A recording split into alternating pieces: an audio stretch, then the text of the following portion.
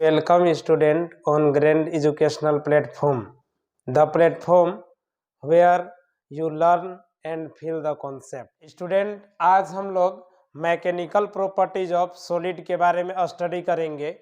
तो स्टूडेंट देख करके आपको लगता होगा मैकेनिकल प्रॉपर्टीज ऑफ सॉलिड को कि मैकेनिकल यानी कि मैकेनिकल प्रॉपर्टीज पढ़ना है, इससे लगता होगा कि कहीं ना कहीं इसका रिलेशन मोशन से है, लेकिन ऐसा है नहीं।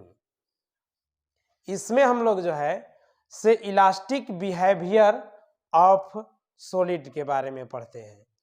तो चलिए इलास्टिक बिहेवियर ऑफ सॉलिड के बारे में हम लोग स्टडी करते हैं।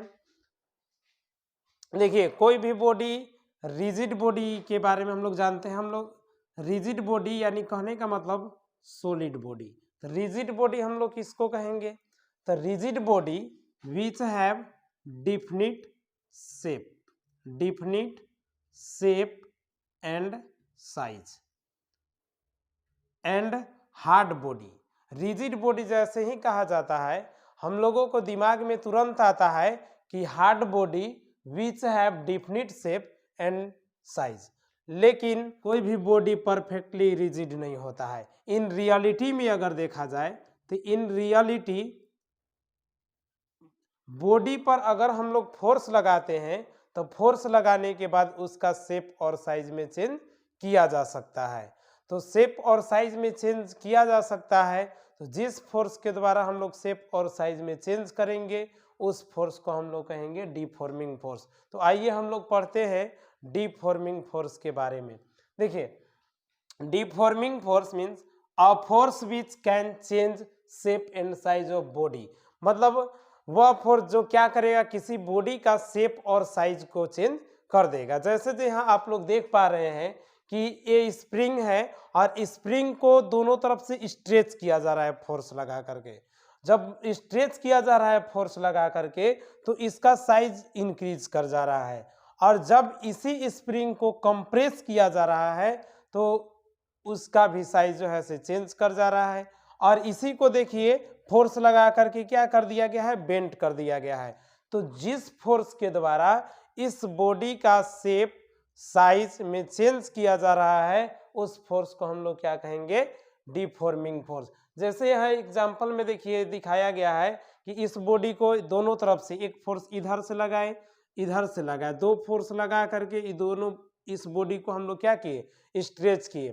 तो स्ट्रेच करने के बाद इस बॉडी का साइज क्या हो गया, चेंज हो गया। यहाँ हम लोग देखे हैं कि इसी स्प्रिंग को जब कंप्रेस किया गया है तो कंप्रेस करने के बाद इस बॉडी का साइज चेंज हो गया है। अब इसी को हम लोग देखें यहाँ कि फोर्स लगाए और फोर्स लगाने के बाद इसका शेप चेंज हो गया है। तो जो बॉडी का शेप और साइज चेंज कर देता है उस एक्सटर्नल फोर्स को हम लोग क्या कहते हैं, डीफॉर्मिंग फोर्स। देखिए, एक्सटर्नल फोर्स हम लोग पहले भी पढ़े थे इससे पहले। तो एक्सटर्नल फोर्स, केवल एक्सटर्नल फोर्स हम लोग किसको कहेंगे, तो जो बॉडी को मोशन भी प्रोवाइड करता है। जैसे पहले हम लोग पढ़ते थे कि अगर कोई बॉडी है, इस बॉडी पर हम लोग फोर्स अप्लाई करते हैं तो फोर्स अप्लाई करने के बाद बॉडी मूव कर जाता है। लेकिन यहाँ बॉडी मूव नहीं कर रहा है, यहाँ जो हम लोग फोर्स लगा रहे हैं उस फोर्स के द्वारा बॉडी का शेप और साइज चेंज हो जा रहा है। तो उस फोर्स को हम लोग क्या कहेंगे, डीफॉर्मिंग फोर्स। देखिए यहाँ, a body can be stretch, compressed, bent by applying a suitable force, so body can be deformed by a force। यानी कि यहाँ कहा जा रहा है कि किसी बॉडी को स्ट्रेच किया जा सकता है, बेंट किया जा सकता है, कंप्रेस किया जा सकता है एक सुटेबल फोर्स लगा करके। जैसे आप लोग देखिए एक एग्जांपल के तहत, देखिए यहाँ से यह एक बॉडी है, इस बॉडी को हम लोग क्या करते हैं, इस फोर्स लगाते हैं और फोर्स लगाने के बाद इसका साइज को क्या कर दिया गया है, इंक्रीज कर दिया गया है। आप लोग देख पा रहे होंगे दोनों तरफ से फोर्स लग रहा है और फोर्स लगने के बाद इसका साइज क्या हो गया, इंक्रीज हो गया, मतलब ये बॉडी स्ट्रेच हो गया। अब इसी को हम लोग क्या करते हैं कि इसी को हम लोग कंप्रेस करते हैं। देखिएगा आप लोग इस तरह से है, इसी को हम लोग क्या करते हैं, कंप्रेस करते हैं। देखिए यहाँ इस तरह से क्या किया जा रहा है, कंप्रेस किया जा रहा है। और इसी को हम लोग क्या कर सकते हैं, बेंड कर सकते, इस तरह से है, इसी को हम लोग इस तरह से बेंड कर सकते हैं। तो जिस फोर्स के द्वारा हम इसका शेप साइज को चेंज कर पा रहे हैं उस फोर्स को हम लोग क्या कहेंगे, डीफॉर्मिंग फोर्स। चलिए अब एक और फोर्स यहाँ है, रीस्टोरिंग फोर्स। तो the force which is develop in a body to regain its original shape and size after application of deforming force is called restoring force. इसको आप लोग अच्छे से समझिएगा, देखिएगा इसको हम लोग फोर्स लगा करके इसको क्या किए, इसका शेप साइज को चेंज कर दिए। अब हम क्या करते हैं, डीफॉर्मिंग फोर्स को हटाते हैं यहाँ से, और डीफॉर्मिंग फोर्स को हटाएंगे तो यह फिर से जो है ओरिजिनल शेप में आ जा रहा है। तो देखिए यहाँ से जैसे ही हम लोग स्ट्रेच किए तो स्ट्रेच करने के बाद इस बॉडी में एक फोर्स डेवलप हो जा रहा है, वह फोर्स इस बॉडी को ओरिजिनल शेप में वापस लाने का प्रयास कर रहा है या वापस ला रहा है। देखिए यहाँ से इसको जो वापस लाया ओरिजिनल शेप और साइज में, तो उस फोर्स को हम लोग क्या कहेंगे, रीस्टोरिंग फोर्स। देखिए यहाँ से इसमें आप लोग जैसे यहाँ से आपको जैसा यहाँ दिखाया गया है, देखिए यहाँ से एक स्प्रिंग है। अब स्प्रिंग को हम फोर्स लगा करके स्ट्रेच करते हैं। अब फोर्स लगा करके जब स्ट्रेच करेंगे तो क्या होगा कि इसका साइज इस तरह से इंक्रीज कर जाएगा। अब हम क्या करेंगे कि जैसे ही इस फोर्स को रिमूव करते हैं, जैसे ही हम लोग इस फोर्स को हटाते हैं, तो हटाने के बाद फिर से बॉडी जो है से ओरिजिनल शेप में आ जाएगा।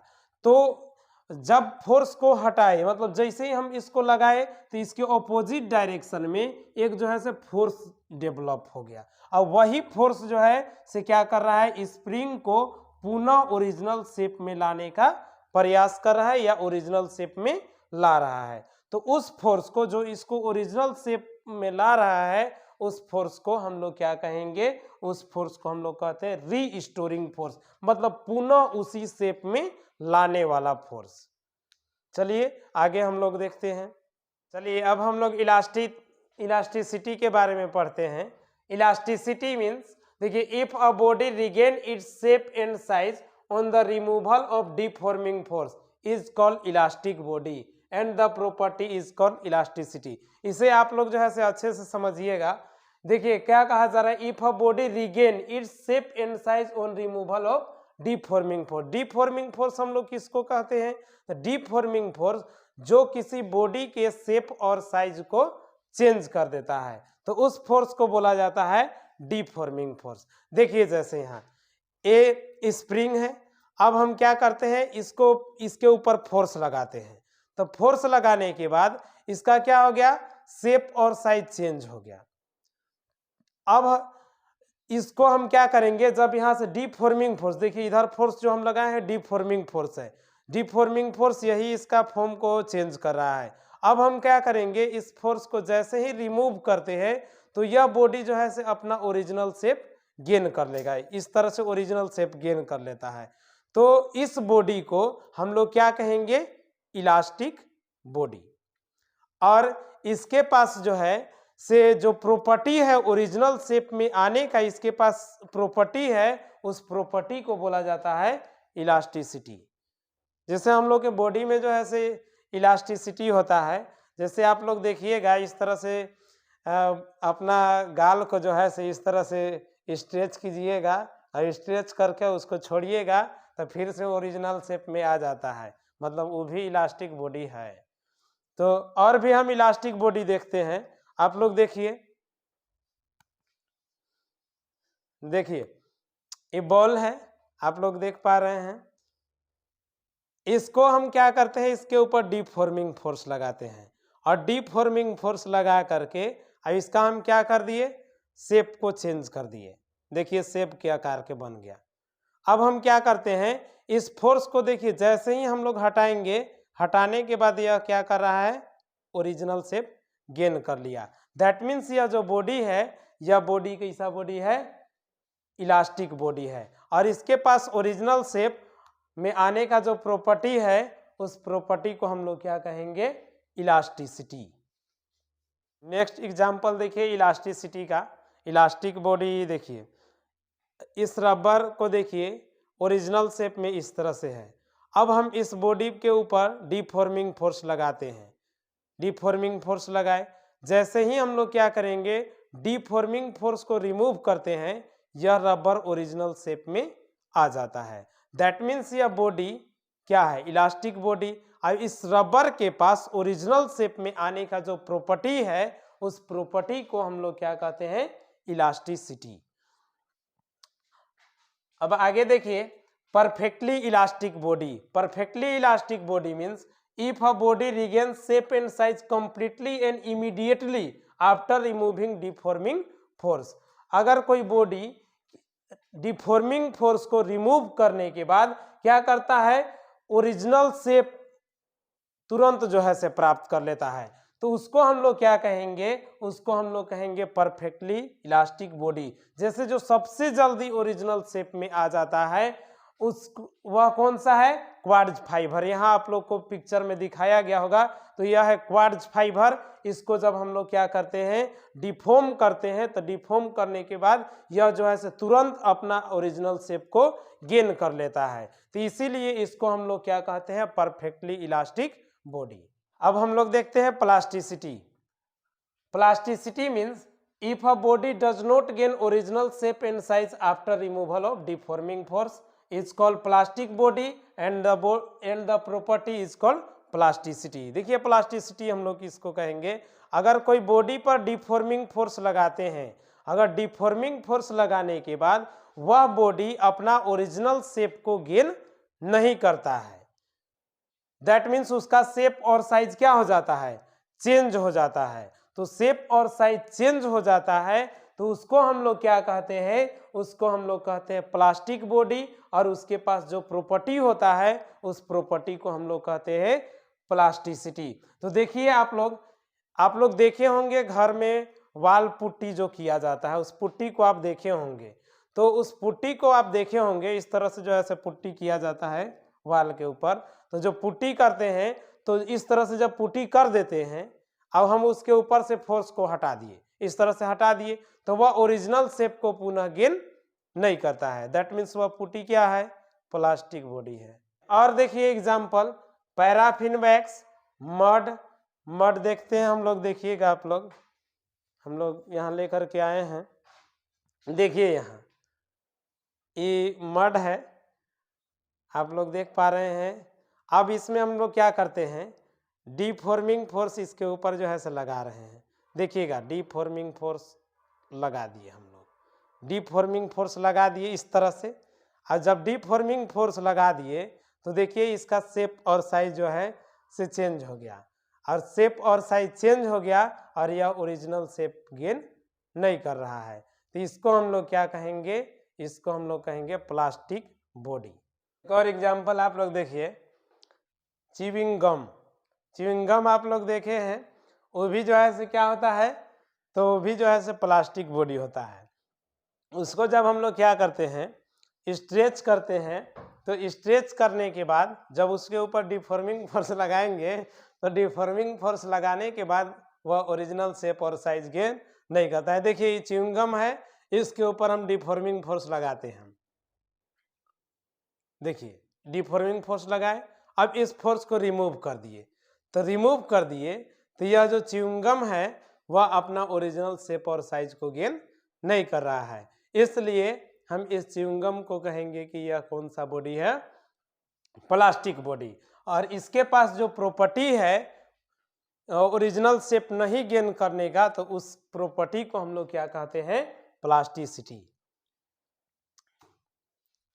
अब देखिए आगे, परफेक्टली प्लास्टिक बॉडी। तो परफेक्टली प्लास्टिक बॉडी कहने का मतलब जो है से अगर बॉडी को हम क्या कर दिए, डिफॉर्म कर दिए, उसके ऊपर डिफॉर्मिंग फोर्स लगा करके उसका शेप और साइज को चेंज कर दिए, तो वह बॉडी जो है से कंप्लीटली डिफॉर्म हो गया। मतलब वह थोड़ा सा भी जो है से रिस्टोरिंग फोर्स उसको ओरिजिनल शेप में नहीं ला पाएगा, यानी वह हमेशा हमेशा के लिए पूरी तरह से चेंज हो गया, थोड़ा सा भी अपना शेप और साइज नहीं ला पाएगा।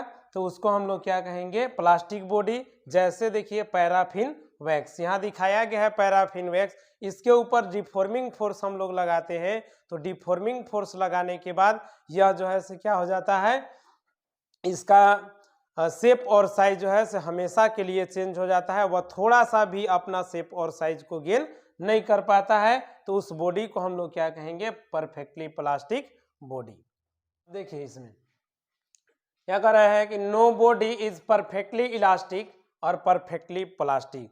कोई भी बॉडी जो है से परफेक्टली इलास्टिक नहीं होता है और न ही परफेक्टली प्लास्टिक होता है। इसका कहने का मतलब क्या हो गया कि कोई भी अगर बॉडी है उसको अगर डिफॉर्मिंग फोर्स लगाते हैं तो डिफॉर्मिंग फोर्स लगाने के बाद उसका शेप या साइज में कुछ ना कुछ जो है से चेंज जरूर होगा। तो कुछ ना थोड़ा सा ही चेंज हो, लेकिन कुछ ना कुछ चेंज जरूर होगा।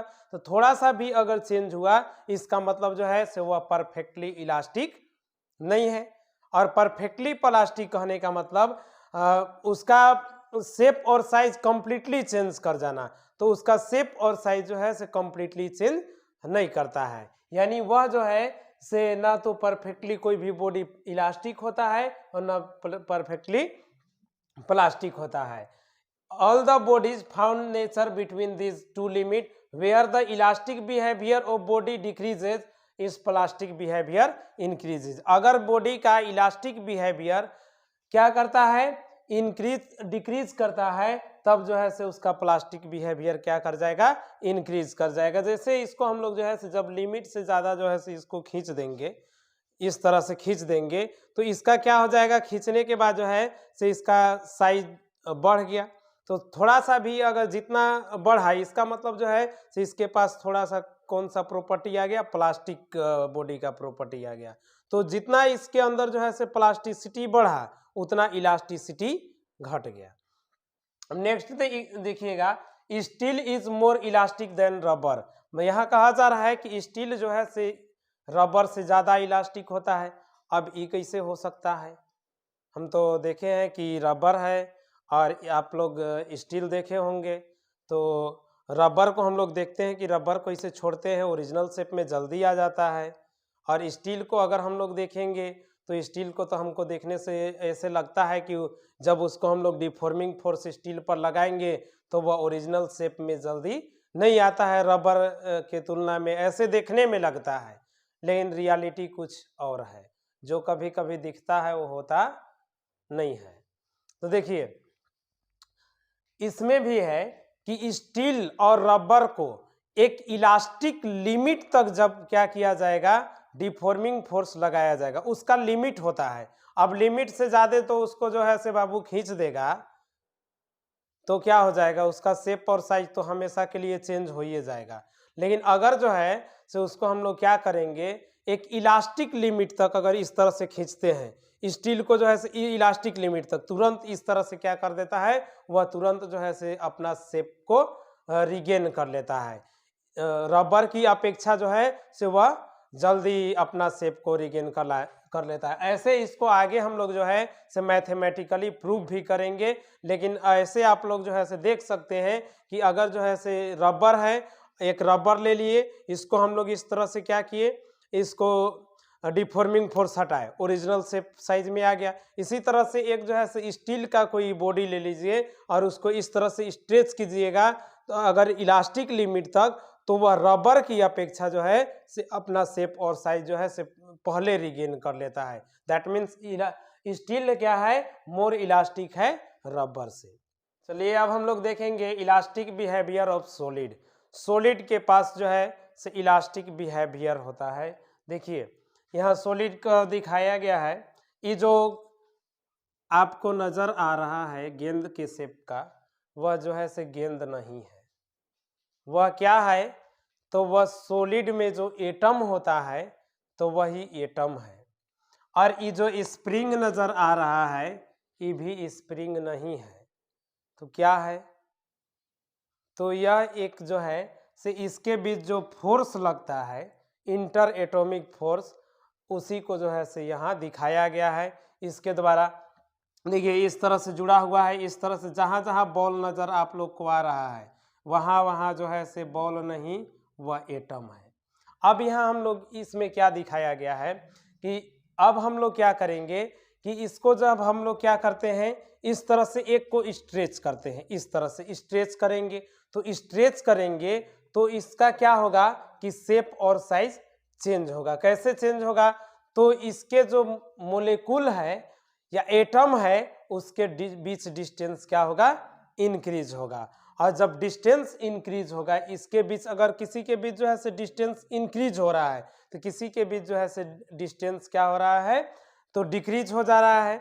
तो अब देखिए इसके बीच जब इंक्रीज या डिक्रीज हो रहा है तो उसके बीच जो है से शेप और साइज में चेंज के कारण उसमें जो है से पोटेंशियल एनर्जी स्टोर हो जा रहा है, और वह पोटेंशियल एनर्जी उसको क्या करता है, तो उसको ओरिजिनल शेप में लाने का प्रयास करता है। दैट मीन्स जब भी इसको हम लोग देखा है कि स्प्रिंग है, तो स्प्रिंग जैसे यहाँ स्प्रिंग की तरह इमेजिनरी स्प्रिंग दिखाया गया है, तो जैसे हम लोग इसको स्ट्रेच करेंगे तो क्या होगा, किसी के बीच जो है से यहाँ दूरी बढ़ेगा तो किसी के बीच जो है से दूरी क्या होगा, घटेगा, और उसमें जो है एक पोटेंशियल एनर्जी स्टोर हो जाएगा।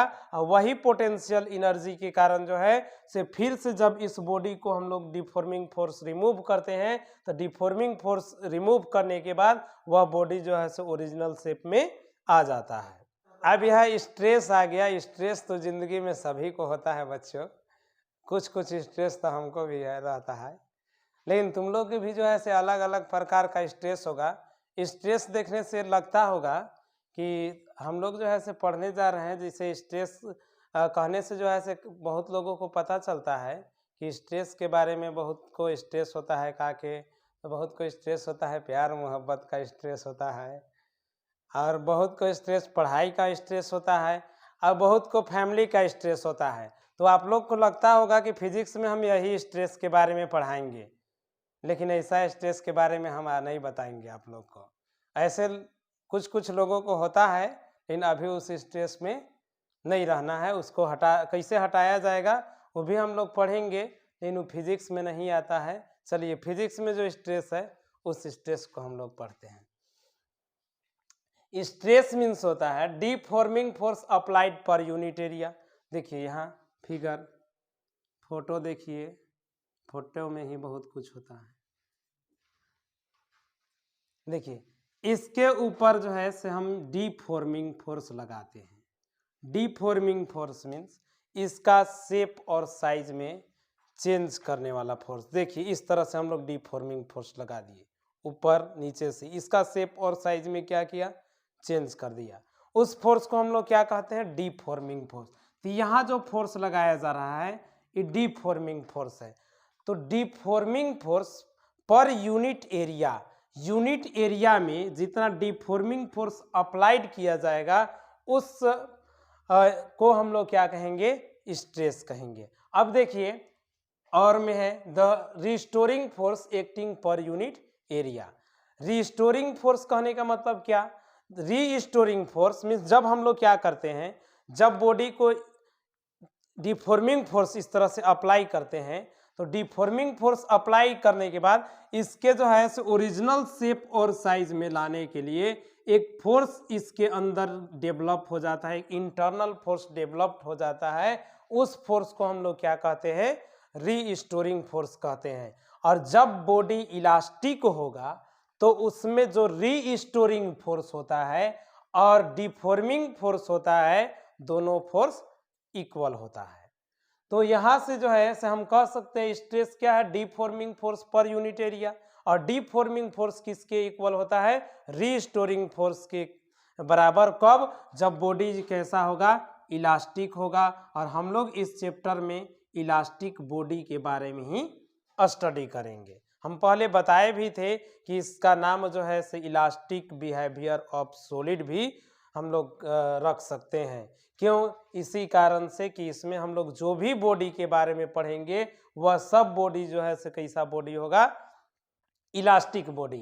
तो इलास्टिक बॉडी के केस में डिफॉर्मिंग फोर्स और रीस्टोरिंग फोर्स दोनों क्या होता है, इक्वल होता है। यानी हम लोग स्ट्रेस इज इक्वल टू लिख सकते हैं deforming force per unit area या restoring force per unit area.